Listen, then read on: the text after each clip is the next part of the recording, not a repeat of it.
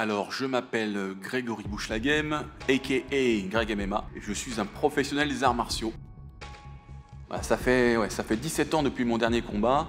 Moi, j'avais arrêté parce que c'est la compétition de très haut niveau, c'est beaucoup de sacrifices. Il faut sacrifier son visage, il faut sacrifier sa santé. J'ai arrêté, j'ai fait ce que j'avais à faire, puisque, comme j'aime à le répéter, j'ai combattu 5 combattants de l'UFC, et j'en ai battu 3. Mark Ware, Andrei Semenov et Ross Pointon. Et j'ai aussi également combattu au Pride contre le numéro 1 de l'époque. Pourquoi continuer quand tu as affronté ce qui se fait de mieux au monde? J'ai eu des revers, j'ai eu des réussites. Et voilà, je pense qu'il était temps de passer à autre chose parce que j'avais plus ce feu sacré en moi.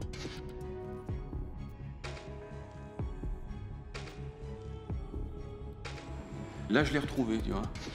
Je l'ai retrouvé à travers les vidéos YouTube, beaucoup d'encouragement, aussi beaucoup de questionnements de certaines personnes. J'ai envie de faire plaisir à ceux qui me supportent, ils sont très nombreux, 95%.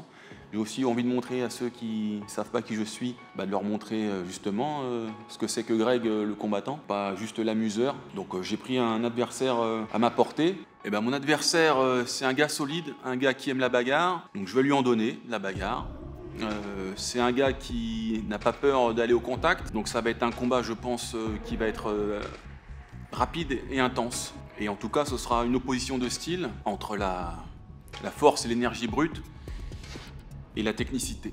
Je pense que ce sera difficile de le battre parce que je ne sais pas comment je vais réagir dans la cage. Ça fait très longtemps que je n'y suis pas rentré, pour de vrai. Et la différence entre le sparring et un vrai combat, elle est abyssale. Donc je ne sais pas comment mon esprit va réagir. Mon corps est prêt, mais mon esprit, on va voir.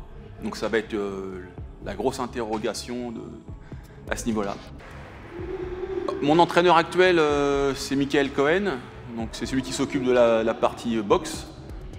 Donc j'ai rencontré au Maccabi, dans mon club. Et il ressemble à rien, Michael. Et au bout de 3 ans, on n'avait jamais combattu ensemble. Il ressemble à rien. Il n'est pas musculeux, il n'est pas tracé. Et un jour, j'ai fait, tiens, Michael, viens, on met les gants. Et il m'a atomisé. Alors que c'est un monsieur qui vend du tissu, qui fait près de 100 kilos, mais avec du ventre. J'ai fait, faut que tu m'apprennes à boxer comme toi. Et depuis, il s'occupe de moi de façon sporadique. Mon niveau en boxe anglaise, il est toujours assez faible, même s'il a progressé, mais... Et je serai prêt le 28. J'ai décidé de revenir parce que Mathieu Nicourt m'a appelé, le matchmaker. Il avait entendu parler que je voulais reprendre la compétition. Et voilà, j'ai confiance en lui, c'est un bon gars, c'est première génération de combattants. Donc on a parlé clairement tout de suite, entre hommes, il n'y a pas d'embrouille. On s'est dit les choses carrées. Du coup, ça a matché facilement. L'Hexagone MMA m'offre une belle opportunité, très bonnes conditions. Ils me reçoivent toujours bien. Et plus, c'est en France. Donc, combattre devant mon public, ça, c'est quelque chose que j'ai jamais fait. J'ai toujours été l'outsider. J'ai toujours été le faire-valoir des combattants étrangers. Maintenant, c'est mon tour de briller devant mon public. Un dernier tour de piste, comme disait Shakespeare, avant que le rideau tombe. Et ensuite, la vie passe.